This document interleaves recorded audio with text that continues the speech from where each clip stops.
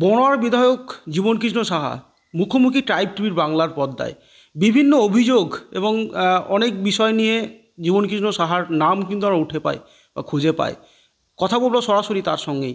কি বলতে চাইছে এই বনোয়ার বিধায়ক জীবনকৃষ্ণ সাহা বা বনোয়ার বিধানসভায় কি হতে চলেছে? নমস্কার, সমস্ত ট্রাইব টিভির যারা শ্রোতা বন্ধু দর্শক বন্ধু আছেন তাদেরকে নমস্কার জানাচ্ছি।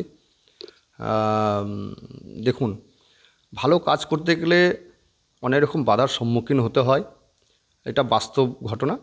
আর সেরকম ধরুন আমার ক্ষেত্রেও এটা প্রযোজ্য। তবে ভালো কাজ করার, জনগণের কাজ করার, মানুষের কাজ করা এটা আনন্দের বিষয়। দুদিন আগেই দেখা গিয়েছে যে একটি কল রেকর্ড ভাইরাল হয়েছে, যেখানে আপনি এবং এই বনোয়ার যে সভাপতি মাহি আলম তার একটি কথোপকথন ভাইরাল হয়েছে, যেখানে দেখা যাচ্ছে যে আপনাকে রীতিমতন তিনি থেদ করছেন এবং একটা প্রিন্টারের বিষয় নিয়ে কি বলবেন, কতটা সত্যতা আছে এর মধ্যে?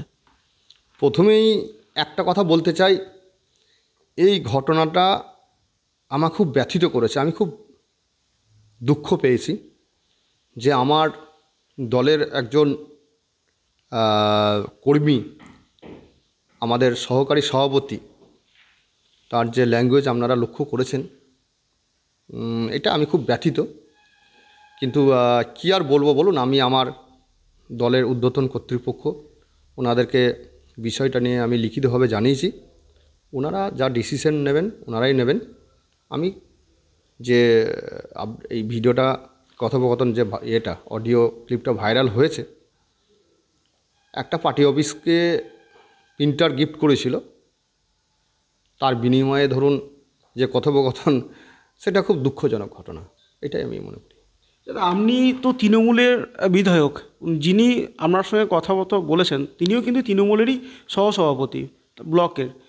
এটা কি প্রকাশ্যে গোষ্ঠীদ্বন্দ্ব বলে এটা দেখা যাচ্ছে? না, এটা গোষ্ঠীদ্বন্দ্ব আমি বলবো না। আমাদের বনোয়াতে আমরা সবাই একসঙ্গে মিলেমিশে কাজ করি। আমাদের নেত্রী মাননীয় মমতা বন্দ্যোপাধ্যায়, তার অধীনে আমরা এখানে সুন্দরভাবে আমাদের কাজ হচ্ছে। তৃণমূল খুব ঐক্যবদ্ধ।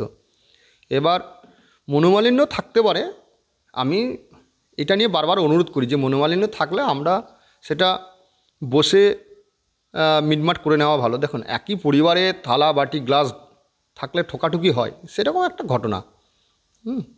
এটা আশা করছি মিটে যাবে। ভুল বোঝাবুঝি যেটা আছে সেটা সময়ের সাথে সাথে মিটে যাবে।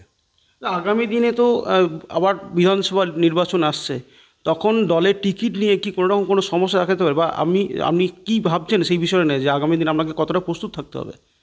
দেখুন, আমি টিকিট নিয়ে আমি কোনো রকম চিন্তা করি না, কারণ টিকিট দল আমার নেত্রী মাননীয় মমতা বন্দ্যোপাধ্যায় দেবেন। এবার আমি কাজ করে যাই। আমার সামনে লক্ষ্য যে আমি আমার 1.5 বছর আছে, 1.5 বছর মানুষের প্রান্তিক গ্রামে গিয়ে জনসংযোগ করা, আমার নেত্রীর যে উন্নয়নমূলক প্রকল্প আছে সেটা মানুষের সামনে তুলে ধরা, এবং প্রত্যেকটা পরিবার সঠিকভাবে পাচ্ছে কিনা সেই বিষয় নিয়ে খোঁজখবর নেওয়া। এইটাই আমি করে যাচ্ছি। টিকিটের চিন্তা আমি করি না।